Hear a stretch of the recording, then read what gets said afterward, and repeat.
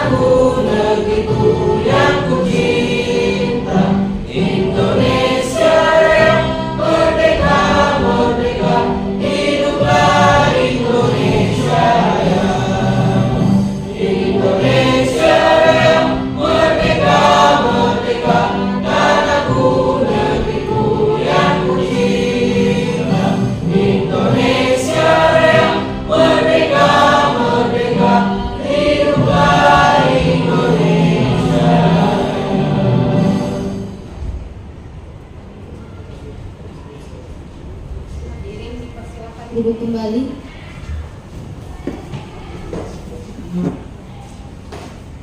Acara selanjutnya arahan dan pembukaan diseminasi budaya positif oleh Bapak Kapsek Kepala SMP Negeri 41 Batam, dipersilakan. Bismillahirrahmanirrahim. Assalamualaikum warahmatullahi wabarakatuh.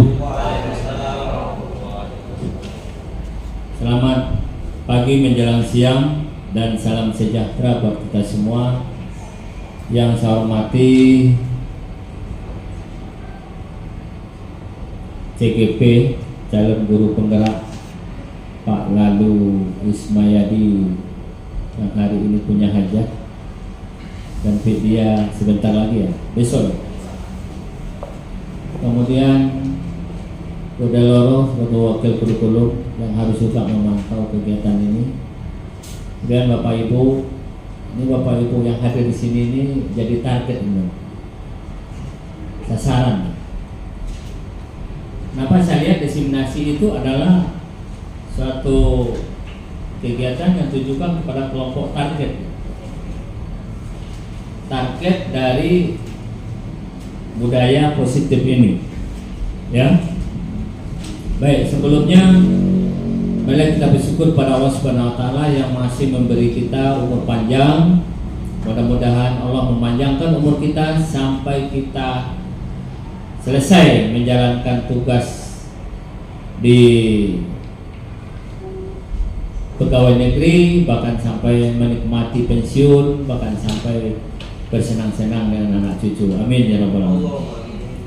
Salawat dan salam tidak lupa kita kirimkan ke arwah junjungan kita Nabi besar Muhammad sallallahu alaihi wasallam. Allahumma shalli ala Muhammad wa ala ali sayyidina Muhammad. Bapak Ibu yang saya hormati, sesuai dengan pengertian daripada diseminasi ini adalah merupakan suatu kegiatan yang ditujukan kepada kelompok orang atau individu agar mereka memperoleh informasi sehingga timbul kesadaran untuk menerima dan akhirnya melaksanakan atau memanfaatkan informasi tersebut. Itu yang pengertian diseminasi, ya. Betul atau salah di Pak Lalu betulkan kalau salah. Bapak Ibu, budaya positif sebetulnya kita canangkan sejak awal. Jadi banyak sekali budaya positif yang bisa kita terapkan kepada anak-anak kita. Kita ada namanya 5M, ya. Mulai dari senyum, salam, senyum, sapa, salam, apa lagi? Sopan santun. Itu sudah kita terapkan sejak awal adanya sekolah ini. Kemudian sifat disiplin. Kita kadang-kadang lalai dengan disiplin. Maka ini memang target ini guru-guru ini oleh Pak Lalu jadikan target.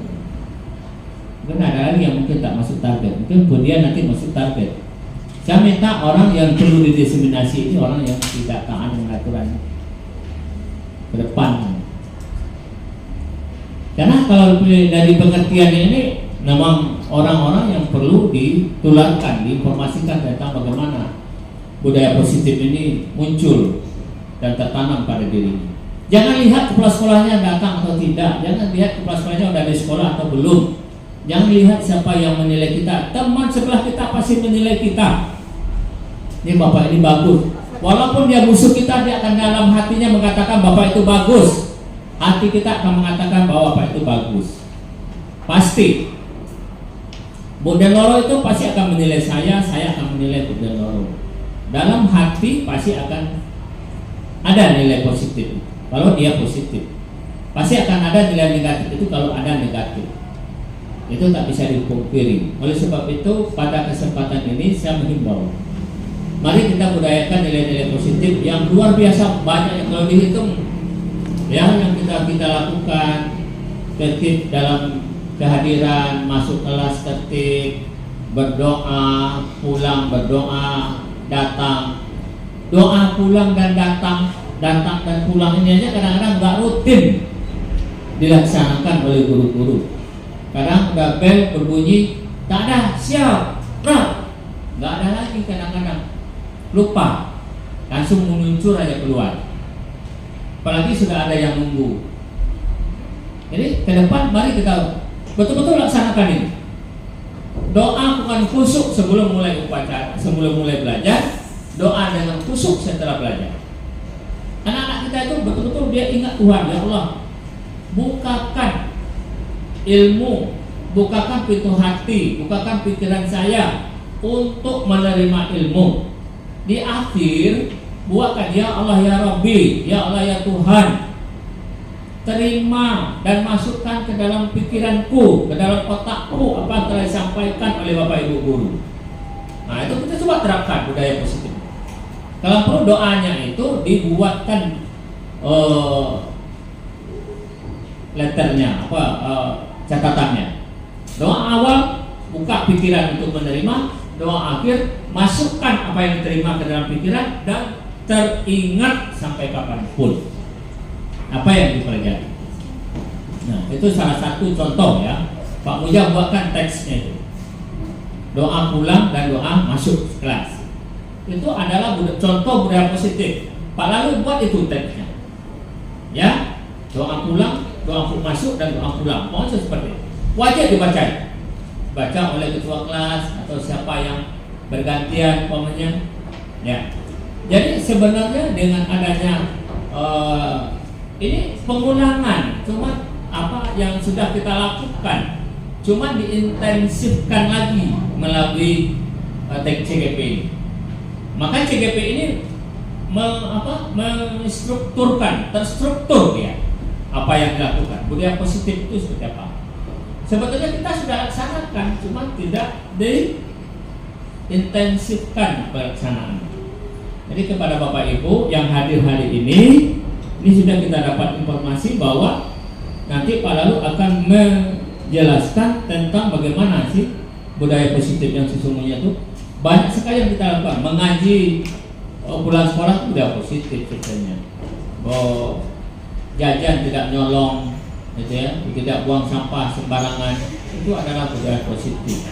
Ke kamar mandi tidak membuang air, habis tidak disiram tuh nggak ada lagi ke depan. Pintu kamar mandi yang sudah bagus tak ada yang dirusak lagi. Kadang-kadang kesal dengan saya, kamar mandi ditendang, yang membersihkan kamar mandi yang nendang sendiri. Saya kutuk itu kalau ada terjadi seperti itu. Ada itu manusianya itu. Makanya nanti saya pasang CCTV di situ. Saya kesal juga kadang-kadang. Saya bukan curiga dengan anak malah ini. Lama-lama aku curiga dengan orang yang memang kesal, marah sama pintu kamar mandi, marah sama ini. Jadi kadang-kala kita ini tidak berpikiran tidak jadi positif gitu dengan orang. Karena sebentar aja hilang, ini habis. Kok nggak peduli? Guru-guru banyak yang nggak peduli dengan lingkungan sekolah. Jadi budaya peduli dengan ini nanti itu kan urusan kepala sekolah, nggak begitu. Semua urusan kepala sekolah, momen telah pecah kepala sekolah itu kepalanya pikirkan yang kecil-kecil. Nonton rokok berserak di jalan di apapun kita cuek aja. Pak, ini tolong disapu. Ini puntung rokok nggak boleh bertampur di sini. Nah, saya berharap kalau mau sekolah ini bagus, tidak cukup 1-2 orang yang peduli, harus semuanya peduli. Kepada bapak-bapak, ibu-ibu, saya himbau, terutama CGP. CGP ini bukan hanya slogan, bukan hanya sebutan, bukan hanya cap gitu, tapi dilaksanakan betul. Jangan guru penggerak itu harus punya nilai tambah, harus punya lebih. Secara loyalitas dia lebih, secara kinerja dia lebih, secara disiplin dia lebih, harus lebih semuanya. Itu calon CGP. Karena kalian calon penggerak, guru penggerak itu bisa jadi pengawas langsung, jadi kepala sekolah langsung. Kalau tak ada lagi orang di kepala sekolah yang senior, kalian lah di kepala sekolah. Kemarin saya baru ditanya, Pak baru ada nggak calon kepala sekolah di tempat Bapak yang guru penggerak? Nah, belum ada. Karena baru Pak Elisa kan baru P3K. Ya, kalau guru itu PNS, udah langsung itu. Nah, bisa langsung jadi kepala sekolah, bisa. Karena didorong terus oleh pemerintah pusat bahwa CGP ini ditonjolkan. Nah, tapi kepala sekolah sekarang ya bukan makin ya, tapi silakan aja dipelajari dulu nanti seperti apa suka duka di kepala sekolah. Saya tidak berhenti di sekolahnya, pakai otaknya di kepala sekolahnya. Jadi Bapak Ibu sekalian, tolonglah kita sama-sama. Kalau kita umpamanya tidak bisa setiap hari, minimal dikala kita ada waktu, kita sempatkanlah untuk memperhatikan lingkungan sekolah kita. Jangan hanya menunggu kebersihan itu siapa yang koordinatornya itu aja. Ayo Pak Bunga, setiap kelas itu inisiatif lah, Pak saya boleh nggak nanam bunga 2 pot di depan sekolah saya, depan kelas saya, pada pandailah ngatur, ya. Nah, ke depan insya Allah kita akan berbenah terus, lapangan kita udah jadi, sekarang berbenah ke prasarana pembelajaran. Fokus insya Allah dalam 1 tahun ini kalau bisa terpasang semua di setiap kelas. Itu target saya seperti itu. Jadi Bapak Ibu, kenyamanannya sebenarnya kalau AC ini nggak boleh dipasang di kantor. Bolehnya itu hanya di ruang kelas dan ruang lapor dan ruang pustaka ini. Tapi kita tahu tidak mau ya, orang pemerintah itu masih toleransi dia. Jadi mana Pak pasang AC-nya? Tidak boleh loh di ruang guru. Aduh Pak, gimana kalau nggak boleh di ruang guru panas? Bolehnya di kelas Pak. Bapak tetap buat di kelas ini. Tapi penyataannya di ruang guru tidak apa-apa. Tapi Bapak pelaporan tidak boleh di ruang guru. Beli AC ruang kelas, beli AC ruang perpustakaan, beli AC ruang BP tak boleh. Pakai AC, buku BP itu boleh keringat-keringat saja. Seperti itu. Jadi kalau kita ikut aturan semua, meranalah kita ini. Nah, kepanasan. Ya, tapi orang saudara saya itu masih ada toleransinya sedikit-sedikit. Walaupun kita bohong-bohong ruang AC ditaruh di kelas tapi taruhnya di ruang guru, ya. lalu dia pulang ke sekolah. Nah, hanya saya nak ganti-ganti AC. Besok ada AC 2, kita taruh di Lampung, ya Bu dan Loro. Kita agak beli AC kemarin. Kemudian mudah-mudahan Bapak Ibu, mari kita budayakan budaya positif. Semoga dengan ada ini Pak Lalu harus berbudaya positif dulu. Kalau enggak nanti saya cela terus. Ya, datang pagi, pulang terakhir. Bukti dia ini besok saya semprot habis. Kalau tidak berbudaya positif. Ya, karena kalian yang ajarkan kami berbudaya positif, kalian yang tidak mau. Demikian, banyak maaf. Assalamualaikum warahmatullahi wabarakatuh. Waalaikumsalam warahmatullahi wabarakatuh. Oleh Pak Muja dipersilakan.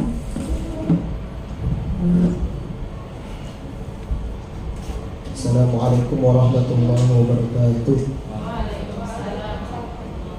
Agar memperlancar acara kita pada hari ini, marilah kita berdoa untuk yang muslim dan muslimin.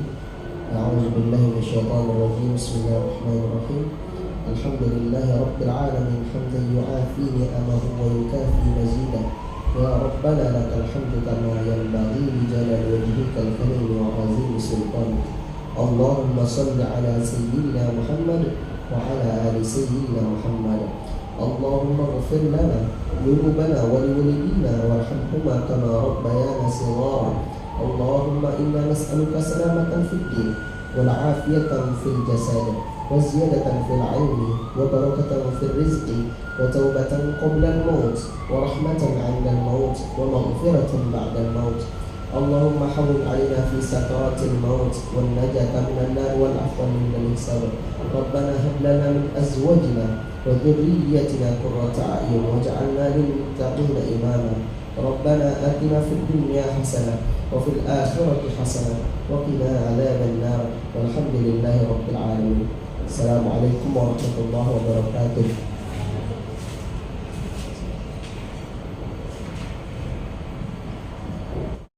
Disampaikan oleh Pak Lalu Ismaili sendiri.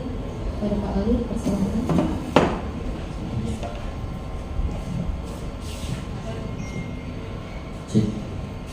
Baik, sebelumnya saya minta izin karena berdiri.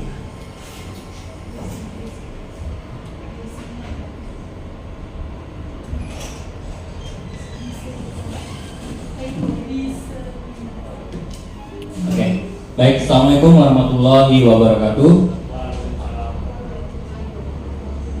Yang saya hormati Bapak Kepala Sekolah SMP Negeri 41 Batam, Bapak Dr. Fahrul MM. Terima kasih Pak atas kesediaannya untuk membimbing kami di sini. Kemudian yang saya hormati Ibu Den Loro selaku Wakakurikulum di SMP Negeri 41. Terima kasih juga Bu atas kesediaannya, dan kepada rekan-rekan semua saya ucapkan terima kasih yang sebesar-besarnya sudah bersedia hadir untuk masuk dalam bagian diseminasi budaya positif. Sebelum saya masuk ke materi, Bapak Ibu, saya ingin merespon apa yang disampaikan oleh Bapak Fahrul tentang makna diseminasi itu sendiri. Diseminasi itu sinonim dari kata berbagi praktik baik atau pembiasan. Jadi saya di sini berdiri bukan untuk mengajarkan, tapi membiasakan apa yang sudah saya pelajari di dalam pendidikan guru penggerak itu sendiri. Seperti itu kira-kira. Baik Bapak Ibu, saya langsung masuk materi.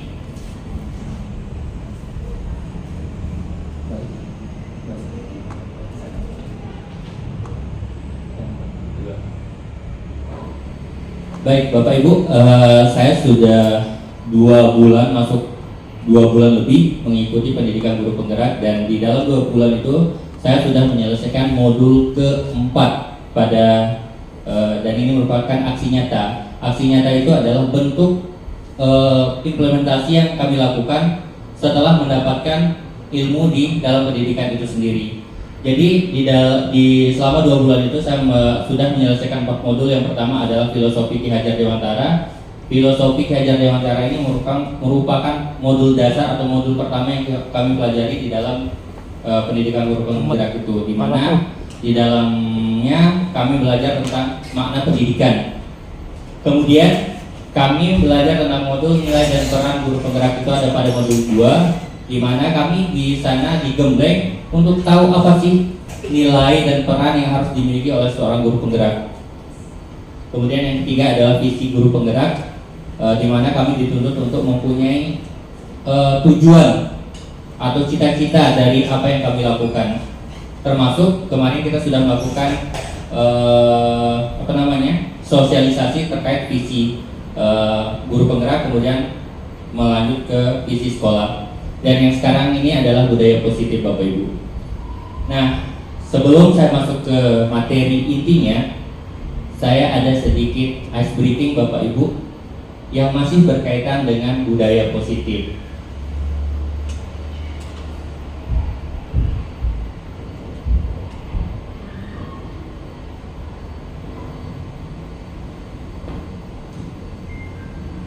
Mohon maaf, tidak sampai sebentar dulu ya. Yang saya akan lakukan ini adalah berkaitan dengan budaya positif Bapak Ibu. Nah, di sini saya menggunakan 3 kalimat sakti. 3 kalimat sakti ini seperti yang kita tahu adalah bukan kalimat ya, kata maaf, tolong, dan terima kasih. Jadi saya minta tolong untuk kita mengimplementasikan 1 menit saja dengan rekan kita yang ada di sebelah kita. Bapak Ibu boleh memilih salah satu kata dari 3 kata itu untuk disampaikan ke sebelah Bapak Ibu. Misalnya mungkin Bu Flora ingin menyampaikan terima kasih karena sering dibantu sama Bu Ai, atau Kak Permana mungkin menyampaikan maaf kemarin menggunjingkan Bu Flora, atau apapun. Ya, ini makanya ini adalah kalimat sakti yang akan membuat kita setelah kita mengucapkan kalimat dalam kata itu,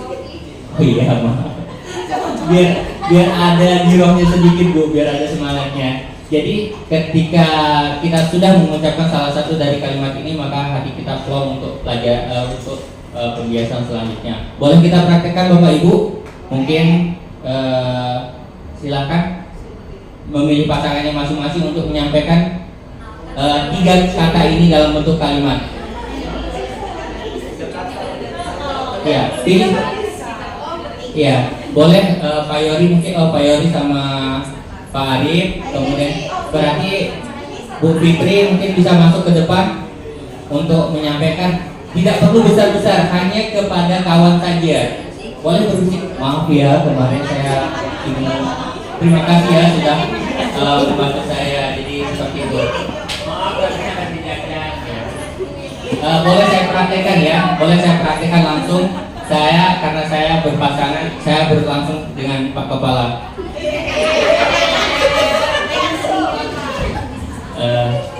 Pak, saya mau menggunakan kata maaf. Pak, mungkin dalam 5 tahun berinteraksi sebagai anggota Bapak. Ya, 5 tahun di sini, 5,5 tahun Pak. Mungkin saya banyak salah. Mohon dimaafkan, diikhlaskan. Kemudian terima kasih juga atas bimbingan Bapak selama ini kepada saya.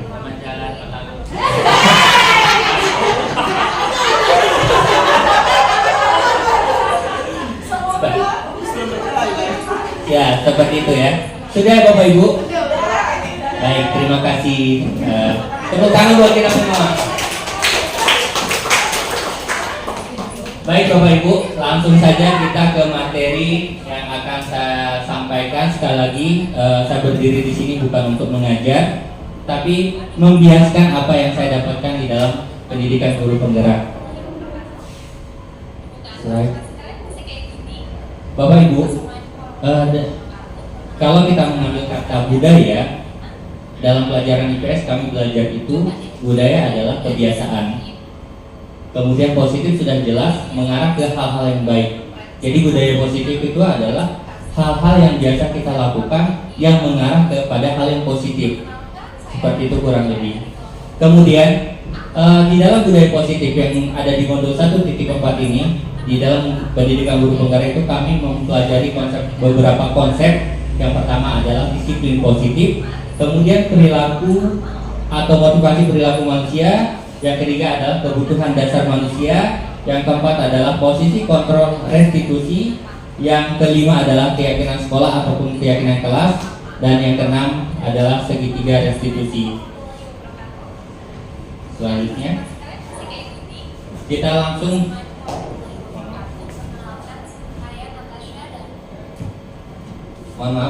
lanjut ke slide yang pertama adalah kita membahas tentang disiplin positif. Disiplin positif itu merupakan suatu cara penerapan disiplin yang mengajarkan kepada anak untuk bertanggung jawab berdasarkan nilai-nilai kebajikan. Selanjutnya, nah, nilai-nilai kebajikan itu apa? Nilai kebajikan itu adalah sifat-sifat positif manusia yang merupakan tujuan mulia yang ingin dicapai oleh setiap individu. Contohnya adalah jujur, tanggung jawab, kritis, percaya diri, kesabaran, mandiri, dan semua hal yang termuat di dalam elemen profil pelajar Pancasila itu sendiri. Selanjutnya, disiplin positif lebih ke arah disiplin yang dapat mengontrol diri dalam melakukan segala tindakan. Jadi anak itu kita arahkan untuk menerapkan disiplin pada diri mereka sendiri atau dimulai dari faktor internal diri mereka, kesadaran mereka seperti itu. Siswa dapat dengan disiplin positif ini dapat membuat murid memahami dan menyadari berdasarkan motivasi internal, ya. Jadi seperti yang disampaikan di dalam pembelajaran modul 1.4 tentang budaya positif itu, kita guru diusahakan untuk tidak melaksanakan budaya positif itu dalam bentuk tekanan atau seperti ancaman atau paksaan ataupun dalam bentuk hukuman. Nanti ini akan kita bahas lebih jauh. Kemudian motivasi perilaku manusia. Motivasi itu artinya dasar atau alasan kenapa manusia berperilaku. Nah, di dalam modul ini kita membahas atau mempelajari ada 3 alasan kenapa manusia itu, kita pakai bahasa manusia atau semua orang itu melakukan sesuatu, baik murid maupun guru. Ada 3. Yang pertama adalah cenderung untuk menghindari ketidaknyamanan ataupun hukuman. Jadi orang itu atau manusia itu melakukan sesuatu itu karena tidak mau dihukum atau tidak nyaman. Kalau misalnya tidak ikut, itu nanti akan dilihat seperti itu. Kemudian yang kedua adalah untuk mendapatkan imbalan atau penghargaan dari orang lain. Ini mungkin sering kita alami. Anak-anak kita ikut lomba karena ingin dapat hadiah. Yang ketiga, untuk menjadi orang yang mereka inginkan atau menghargai diri sendiri dengan nilai-nilai yang mereka percaya. Nah, ini mungkin yang kita harapkan ke depannya, kita semua, bukan anak-anak kita tapi mulai dari diri kita, ini yang kita harapkan. Kita datang ke sekolah itu bukan karena mengharapkan pujian dari bapak kepala sekolah mungkin, atau kita bukan karena takut nanti dimarahi mungkin, tapi memang berdasarkan ini adalah tugas dan kewajiban saya selaku guru yang harus datang jam sekian dan pulang jam sekian, yang ada kewajiban mengajar dan sebagainya.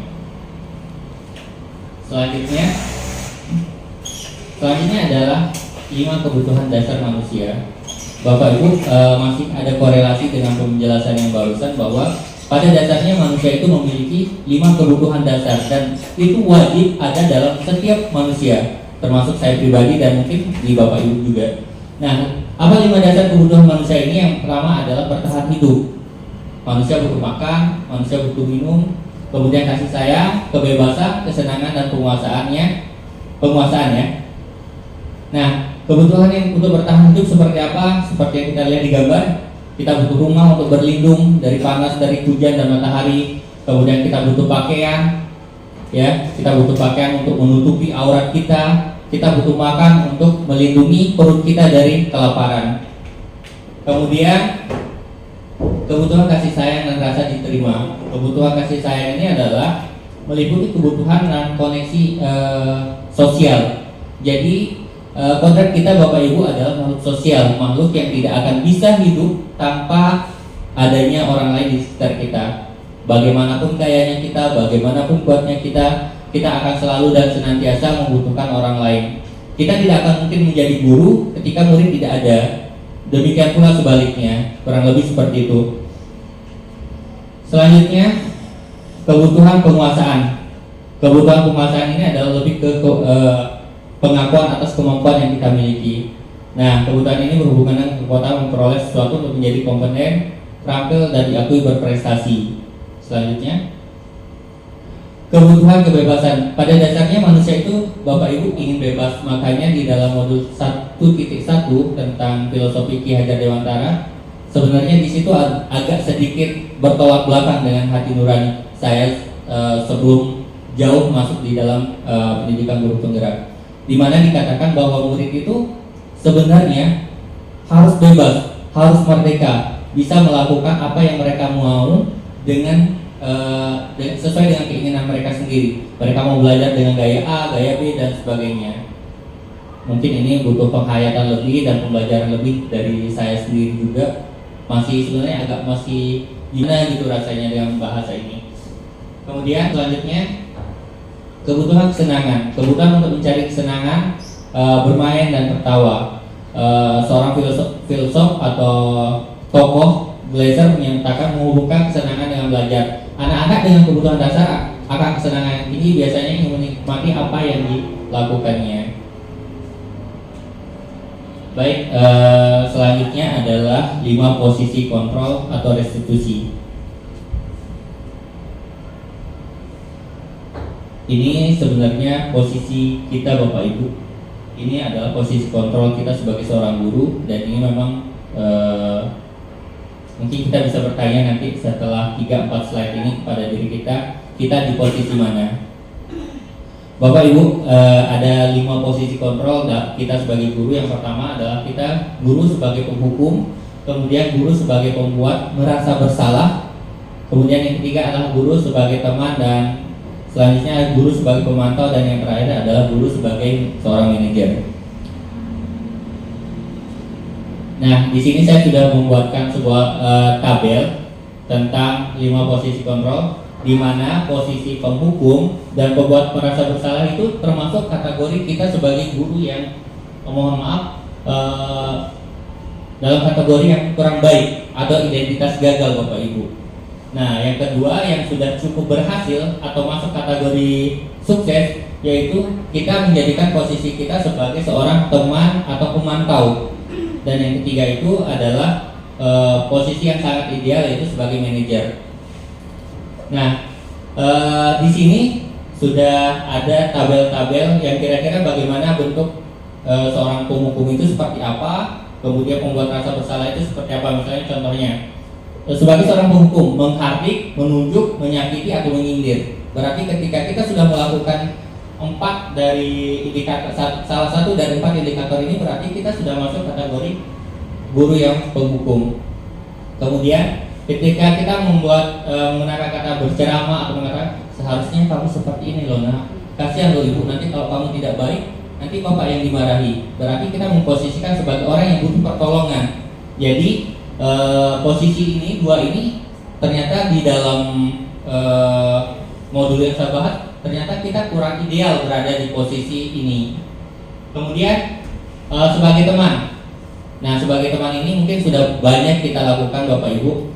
Kita memposisikan sebagai teman buat murid kita yang bermasalah. Cobalah kamu cerita sama Bapak, apa yang bisa kira-kira Bapak bantu, atau kamu ada masalah apa seperti ini sampai kamu melakukan kesalahan itu. Kurang lebih dialog-dialog seperti itu ya, yang mencerminkan bahwa kita, posisi kita di dalam pembelajaran atau dalam menerapkan hukuman atau memperbaiki siswa yang bermasalah itu adalah posisi teman. Kemudian pemantau, menghitung atau mengukur apa peraturannya. Berarti di sini kita melihat di dalam menyelesaikan kasus itu kita melihat apakah yang dilakukan anak itu berkaitan dengan melanggar hukum atau tidak. Jadi kita menggunakan data. Kalau kamu seperti ini, kamu melanggar aturan yang ini. Seperti itu. Kalau kamu datang terlambat, berarti poin yang ini loh yang kamu langgar di dalam peraturan sekolah yang sudah kita sepakati bersama, atau di dalam peraturan kelas yang sudah kita sepakati bersama. Kurang lebih seperti itu. Nah, tetapi kalau yang di manajer itu kita memberikan kebebasan kepada anak itu untuk mencari jawaban atas kesalahan atau memperbaiki. Bagaimana caranya kamu memperbaiki kesalahan yang kamu buat. Kurang lebih seperti itu Bapak Ibu. Selanjutnya,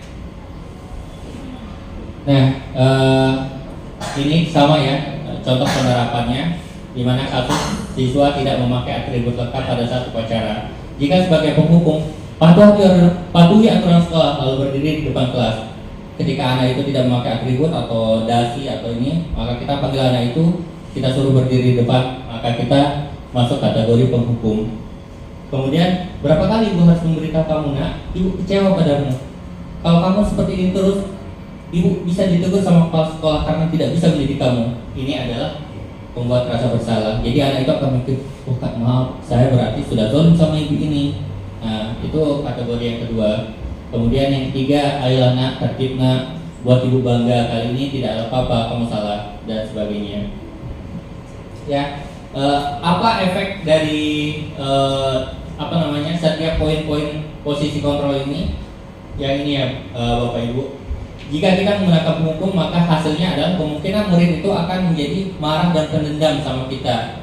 Ya mungkin nanti ketika pulang kita ke motor kita, siapa tahu joknya udah terbelah, dendam anak itu sama kita. Yang kedua, membuat rasa bersalah, merasa bersalah, merasa mengecewakan guru dan merasa paling gagal. Ini juga bahaya Bapak Ibu.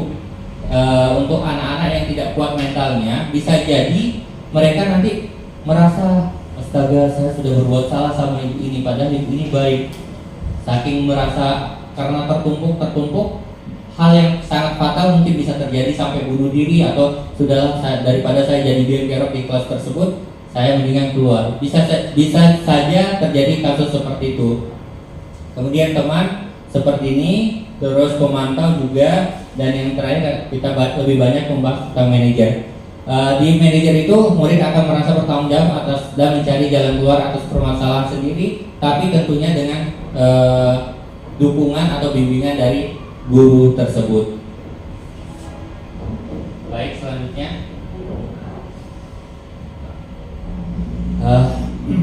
Baik Bapak Ibu, seperti yang saya sampaikan bahwa posisi ideal kita dari 5 posisi kontrol itu adalah sebagai seorang manajer. Lanjut. Dimana ketika kita sebagai manajer, kita dapat berbuat sesuatu bersama murid, mempersilahkan murid untuk menyampaikan apa yang menjadi unek-uneknya. Jadi kamu salah, kira-kira apa yang bisa kamu lakukan untuk menebus kesalahan yang kamu lakukan? Mungkin seperti itu ya Bapak Ibu. Kemudian selain itu, posisi manajer juga mengacu pada restitusi yang dapat menjadikan murid sebagai manajer bagi dirinya sendiri. Nah, jadi posisi manajer yang kita bahas tadi Bapak Ibu, itu output yang diharapkan itu adalah murid itu merubah diri dengan kesadaran diri. Murid merubah diri dengan kesadaran diri, kemudian berusaha memperbaiki diri dengan faktor intern, bukan karena paksaan, bukan karena hukuman, bukan karena ancaman dan sebagainya. Jadi anak itu benar-benar, oh iya, ternyata apa yang saya lakukan kemarin itu salah. Saya mau merubah diri menjadi anak yang lebih baik, anak yang lebih rajin, anak yang lebih soleh mungkin dan sebagainya. Nah Bapak Ibu, sebelum lanjut, mungkin saya bertanya kepada kita semua yang di sini. Kalau saya jawab jujur Bapak Ibu, saya masih ada di posisi 1, 2, 3, jarang sekali sampai di posisi yang kelima. Jadi kalau Bapak Ibu gimana kira-kira dari 5 posisi kontrol itu? Boleh saya mendengar jawaban dari, kebetulan di sini ada 2 guru BK. Mungkin saya langsung menyerahkan mic-nya untuk memberikan tanggapan terkait 5 posisi kontrol. Boleh slide-nya diulang ke yang 5 posisi kontrol. Maaf Pak Lalu. Ya. Maksudnya ini posisi saya pribadi atau idealnya? Yang sudah berjalan selama ini, kira-kira sudah di mana? Ya. Oke, terima kasih untuk waktunya Pak Lalu. Saya mencoba untuk mengoreksi diri saya sendiri ya. Kalau boleh jujur, kayaknya mungkin 5-5-nya ini pernah ya, tapi mungkin nggak semua gitu. Maksudnya nggak seideal yang seharusnya gitu. Sebagai penghukum, tentu saya selama udah hampir 16 tahun jadi pegawai negeri dan guru hampir 19 tahun, pastilah ilmu hukum pernah saya gitu kan. Habis itu membuat rasa bersalah juga pernah. Beberapa kali mungkin saya bilang sama anak-anak seperti itu, seperti kata-kata itu bahwa kamu jangan begini, kalau kayak gini nanti ibu kena marah gitu. Kemudian sebagai teman bagi anak-anak juga pernah itu Pak. Ayo jangan, apalagi kami guru BK ya, itu sering sih kalau cerita ke sini kalian pasti akan merasa beda antara kami. Mungkin mohon maaf ya Bapak Ibu, kami beda dengan guru mata pelajaran gitu. Mungkin saya sama Bu Pura kata-kata itu akan mungkin sering ya gitu. Habis itu kalian harus terbuka dengan kami. Nah, kami coba tuh itu sebagai teman, sebagai pemantau itu juga pernah. Kemudian sebagai manajer ini mungkin pernah, tapi mungkin masih sedikit lah. Itu kalau tanggapan saya ya. Tapi kalau misalnya teman-teman menilai ke saya pribadi mungkin kurang ya, masukan bagi saya itu.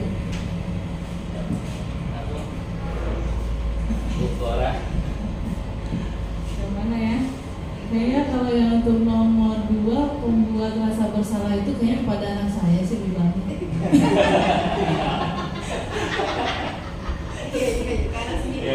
Iya. Seperti yang Bu Permana sampaikan, bahwa pada dasarnya kami juga melakukan itu semua ya, karena ya kita harus memposisikan diri kita seperti dengan kondisi anak saat kita menerima dia datang ke tempat kami. Ya, itu aja sih, mungkin itu aja tambahannya. Terima kasih oleh Permana dan Bu Farah. Tanggapan dari Bapak. Ya, itu posisi guru yang ideal kan paling kanan ya. Kita setiap ganti kurikulum ini, paradigmanya semuanya berubah. Paradigmanya berubah. Tetapi ada kalanya di situasi dan lingkungan tertentu, ada paradigma itu yang belum bisa serta-merta menjadi block manajer gitu ya. Anak kita kalau kita seperti manajer itu, ada kalanya ya itu kan paradigma ya, itu boleh idealnya begitu, tapi di dalam pelaksanaannya belum bisa kita. Idealnya kita sudah punya empat semua gitu, tapi nggak mampu kita melakukan. Nah, menurut saya seperti itulah paradigmanya, harus seperti manajer kita. Tapi kalau anak kita ajak seperti manajer, dia cuek, tidak bertanggung jawab, tidak mandiri, tidak peduli. Nah, perlu juga menurut saya guru itu sebagai memberi punishment. Kan dulu reward dan punishment ya, sampai setaraf itu baru pemikiran para psikolog mungkin. Ini lebih kepada psikolognya yang menciptakan ini mungkin. Perilaku anak kita kalau kita tidak beri menghati, menunjuk, membentak, mengapa, untuk upacara aja lah. Kalau nggak dibentak mereka cuek aja. Bagaimana kita lembut, kita tengok biasanya kalau orang yang sudah level manajer itu kita nengok aja dia udah berubah. Nah itu baru level manajer orang itu. Jadi maksud saya begini Pak, dengan paradigma baru kita tidak serta-merta bisa melepaskan langkah-langkah step-step yang sebagai posisi guru yang 5 itu. Tetapi ada kalanya sewaktu-waktu kita tetap menggunakan contoh perjanjian. Apakah besok tidak ada lagi perjanjian? Kan termasuk hukuman. Menghukum dia dengan berjanji atau bisa membuat dia merasa bersalah. Apakah itu bisa akan dihentikan perjanjian itu dengan paradigma baru ini? Nah, itu juga tolong berikan penjelasan. Ya, apakah perjanjian tidak akan mengulang kesalahan itu termasuk membuat rasa bersalah atau menghukum itu? Kalau pertemanan ya dah maafkan kamu, jangan ulang lagi ya, besok ulang lagi. Dah maafkan kamu, anakku sayang, anakku yang cantik, anakku yang manja, anakku yang bla bla bla bla. Apakah itu dijamin? Nah, tapi kalau menurut saya pasti tergantung kepada situasi dan kondisi anaknya. Demikian, terima kasih. jawabannya bisa dengan ya mungkin kembali lagi dengan situasi dan kondisi yang mungkin mendukung. Jadi kalau mereka menggunakan bahasa optimis Pak, jadi itu juga yang membuat ya sudah kami sebagai penerima dari pembelajaran itu akan mencoba menggunakan maksimal itu untuk sebagai motivasi kami untuk semaksimal mungkin untuk menerapkan apa yang kami dapatkan ini. Terlepas nanti ketika di dalam prakteknya kami harus menjadi posisi kunci misalnya sebagai penghukum, ya itu adalah bagian dari kelemahan kami di dalam menerima seperti itu. Baik, lanjut kembali ke posisi kontrol. Next, oke. Kita masuk ke keyakinan kelas. Bapak Ibu, keyakinan kelas ini kalau bahasa sebelumnya itu adalah peraturan kelas atau hal-hal apa yang boleh kita lakukan atau yang tidak boleh kita lakukan di dalam kelas yang dibuat dengan cara musyawarah oleh atau antara guru dengan murid. Ya, lanjut.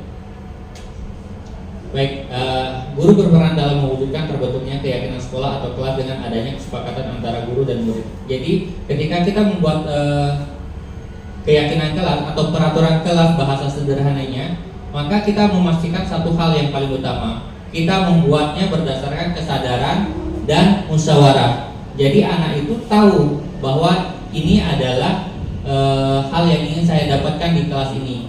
Makanya ketika saya menerapkan ini, saya membuat saya memberikan mereka kertas sticky note untuk memberikan mereka maunya seperti apa di dalam kelas. Mereka mau suasana seperti apa, dan mereka dari 33 siswa saya, mereka mengeluarkan semua unek-uneknya. Ada yang mau, Pak, saya nggak mau orang tua saya disebut, nggak mau dijelek-jelekin, saya nggak mau ketika guru ada kawan-kawan main HP, saya mau kelas kita bersih dan sebagainya. Nah, dari musyawarah itu akhirnya terbentuk yang namanya selanjutnya keyakinan kelas. Nah, di sebelah sini saya membuat dari 33 uraian yang mereka inginkan ada di dalam keyakinan kelas itu, kemudian terbentuklah ada 6 ya: saling menghargai, menciptakan budaya bersih dan sehat, kemudian hormat guru, sayangi teman, budaya TMP, tolong, maaf, dan terima kasih, ciptakan kenyamanan berinteraksi, dan disiplin dan tertib. Nah, dari mana datangnya kalimat ini atau keyakinan kelas ini? Dari yang tadi, dari kalimat-kalimat yang masih sifatnya kalimat mentah seperti itu. Misalnya, Pak, saya mau kelas kita bersih dan nyaman. Berarti saya mengubah kalimat tersebut menjadi kalimat yang universal atau pernyataan universal yang mudah mereka ingat dan tidak panjang, hanya terdiri atas 1 atau 2 suku kata. Lanjut. Nah, apa beda? Kalau tadi di pembuka saya mengatakan peraturan dan keyakinan kelas itu sama dengan peraturan. Nah, sebenarnya keyakinan sama peraturan itu agak sedikit berbeda, Bapak Ibu. Nah, jadi seperti ini. Peraturan itu adalah bentuk kalimat panjangnya. Jadi seperti contoh peraturan kelasnya selalu kembalikan buku pada tempatnya. Itu keyakinannya kelasnya apa? Itu adalah tanggung jawab. Berarti anak itu bertanggung jawab ketika melakukan sesuatu di dalam kelas. Ketika merobek buku temannya, dia akan mengganti buku yang disobeknya. Ketika dia mematahkan pensil temannya, dia akan mengembalikan pensil dengan kondisi yang bagus atau mengganti dengan barang yang baru. Seperti itu keyakinan kelas. Ya, lanjut. Nah, apa itu nilai kebajikan universal? Nilai kebajikan universal itu adalah sifat-sifat positif yang merupakan tujuan mulia yang ingin dicapai. Ini pembahasan yang sebelumnya ya. Itu ada tanggung jawab, keadilan, jujur, toleransi, tengah rasa, mandiri, dan sebagainya. Nah, yang seperti yang saya sampaikan tadi Bapak Ibu, ini adalah konsep dasar yang dikeluarkan dari unek-unek siswa saya di kelas 77, yang kemudian saya rubah dalam bentuk kalimat universal. Ya, yang dari Ini panjang Bapak Ibu, panjang, ada beberapa suku kata 5 sampai 6. Kemudian saya rubah menjadi keyakinan kelas, yaitu ada 1-2 suku kata saja. Kenapa 1-2 suku kata? Karena untuk memudahkan diingat. Ya. Selanjutnya, nah kita kembali ke permasalahan ini berkaitan dengan segitiga restitusi, posisi kontrol Bapak Ibu. Nah, salah satu modul yang pembahasannya cukup dalam kemarin itu adalah segitiga restitusi. Segitiga restitusi ini adalah proses menciptakan kondisi bagi peserta didik untuk memperbaiki kesalahan mereka sehingga mereka bisa kembali pada kelompok mereka dengan karakter yang lebih kuat. Itu kata Gosen, seorang tokoh pendidikan. Lanjut. Nah, apa bedanya restitusi, hukuman, dan konsekuensi? Pada dasarnya ini satu bentuk yang hampir sama, tapi penerapannya yang berbeda Bapak Ibu semuanya.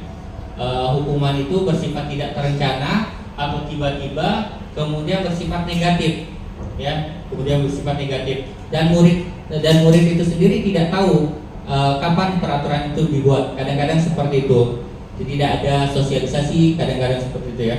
Atau tiba-tiba sudah dihukum, disuruh ini diberikan hukuman dan sebagainya. Kemudian kalau konsekuensi adalah bentuk peraturan atau hukuman yang sudah terencana dan sudah dikomunikasikan, sudah dimusyawarahkan bersama di dalam kelas tersebut. Ini bagian dari keyakinan kelas sebenarnya. Jadi misalnya ketika kamu telat 15 menit, kamu nanti harus keluar kelas itu 15 menit paling belakang.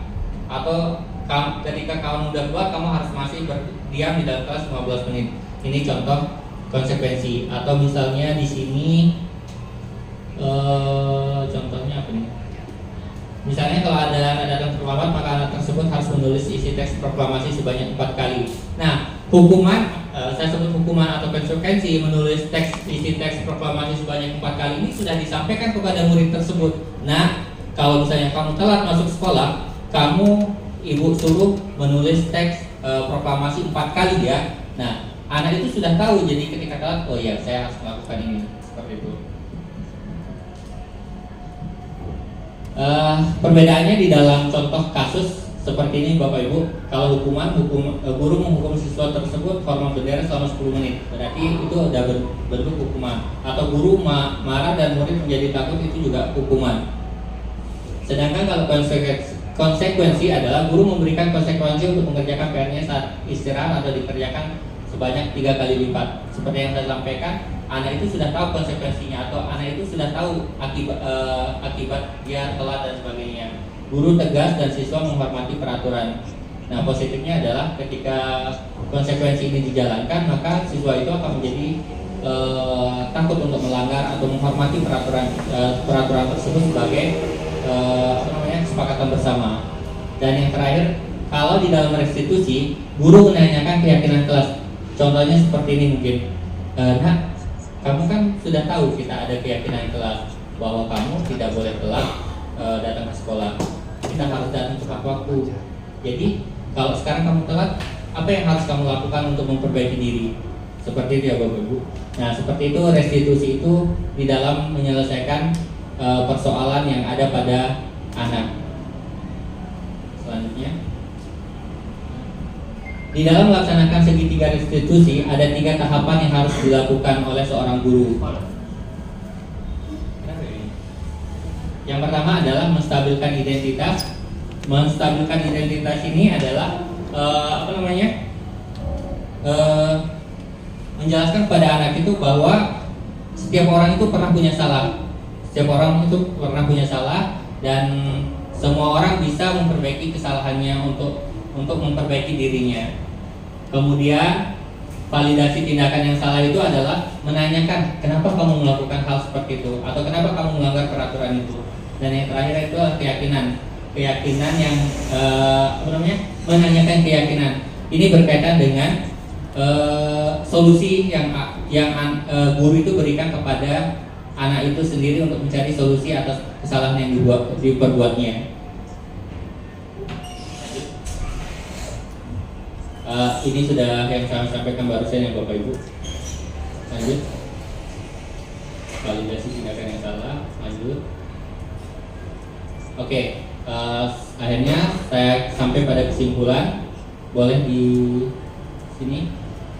Baik, kesimpulan ini saya tujukan untuk pribadi saya, to myself. Kalau bahasa Inggrisnya benar nggak? Ya, boleh juga untuk kita semua yang hadir di sini. Ada banyak hal yang secara pribadi yang harus saya rubah setelah mempelajari setiap modul pada pendidikan guru penggerak, dan semoga hal baik dan pengetahuan baru yang saya dapatkan bisa saya pribadi implementasikan di dalam saya mengajar di SMP Negeri 41 Batam. Dan pembiasan ini sekali lagi bukan untuk mengajari atau memberikan ini, tapi hanya sebagai memberikan informasi kepada Bapak Ibu semua bahwa di dalam melaksanakan menyelesaikan sebuah kasus ada tahapan-tahapan yang baru, bukan baru mungkin ya, tapi dengan bahasa yang baru yang bisa kita coba untuk terapkan tanpa membuat anak itu sebagai orang yang terzolimi atau menjadi objek dari atau kambing hitam dari kesalahan-kesalahan yang diperbuat, tapi kita membuat dalam bentuk yang lebih positif. Mungkin itu saja yang bisa saya sampaikan terkait materi budaya positif. Sebelum saya tutup, mungkin ada pertanyaan dari Bapak Ibu.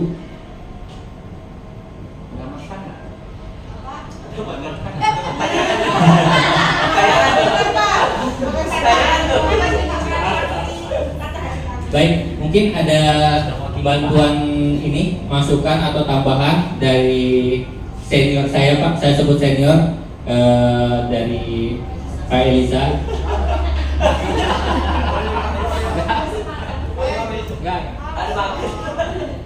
Tidak ada. Bu Fitri.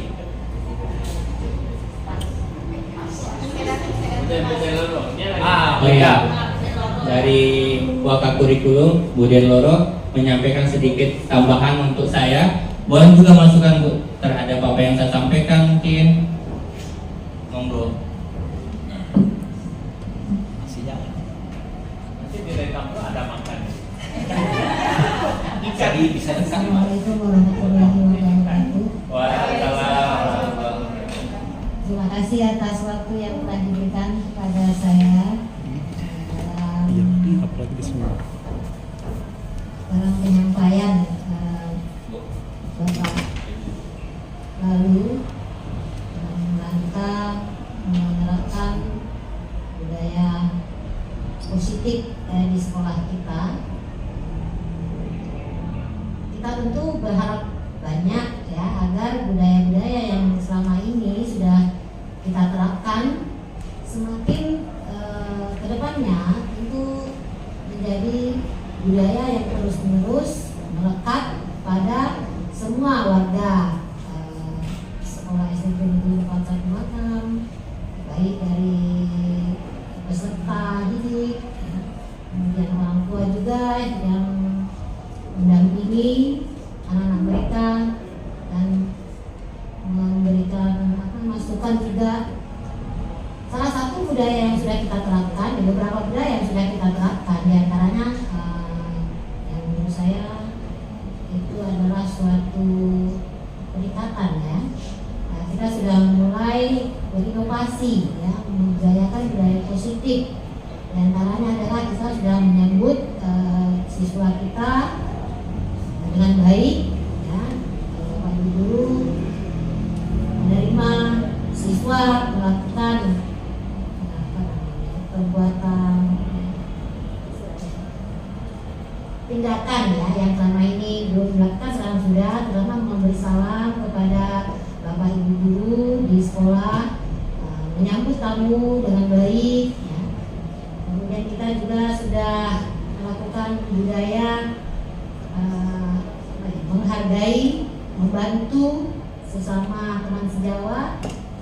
Itu termasuk budaya yang dapat kita terapkan, dan semakin banyak juga saya lihat perubahan-perubahan yang kita rasakan, terutama beberapa waktu belakangan ini ya. Mudah-mudahan mudah-mudahan dengan adanya guru penggerak di sekolah kita, ya kita berharap kedepannya budaya di sekolah kita ini semakin berkembang dan kita dapat merasakan dampaknya bersama untuk memperbaiki atau untuk menjalankan tugas kita sebagai pendidik demi tercapainya apa yang kita inginkan bersama, menjadikan sekolah yang nyaman, menjadikan sekolah yang berkolaborasi, saling menguatkan, saling menginspirasi demi tercapainya misi dari siswa.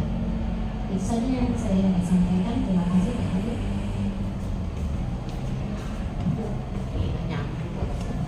Siap, terima kasih banyak Bu Denoro tadi atas arahannya. Sekali lagi saya ucapkan terima kasih kepada Bapak Kepala Sekolah, Bu Denoro dan rekan-rekan semua. Akhirnya diseminasi budaya positif ini bisa terlaksana dengan baik, alhamdulillah. Demikian Bapak Ibu yang bisa saya sampaikan atas paparan materi saya. Sekali lagi mohon maaf atas segala kehilapan ataupun ada penyampaian-penyampaian yang tidak sesuai atau kurang berkenan dari saya. Mudah-mudahan kedepannya saya lebih baik lagi. Terima kasih. Assalamualaikum warahmatullahi wabarakatuh. Saya kembalikan ke MC.